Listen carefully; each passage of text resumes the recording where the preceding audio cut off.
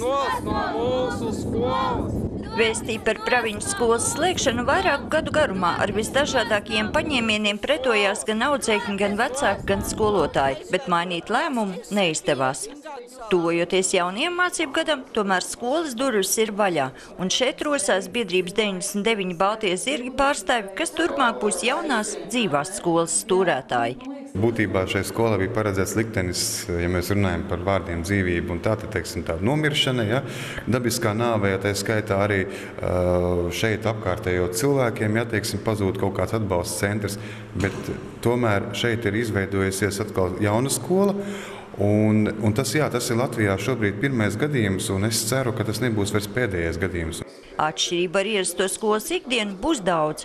Bērni nemācīsies klasēs, bet saimēs lielākie būs skolotāji palīgi. Nebūs arī zvana, bet apgūstamā programma alternatīvajā skolā tāda pati kā citvieta.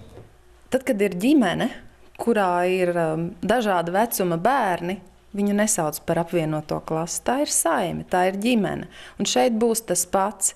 Arī man, kad bija mazi bērni, man atlika iemācīt vecākajai lasīt un rakstīt, un pēc tam tas lielais bērns to nodod tālāk mazākajam.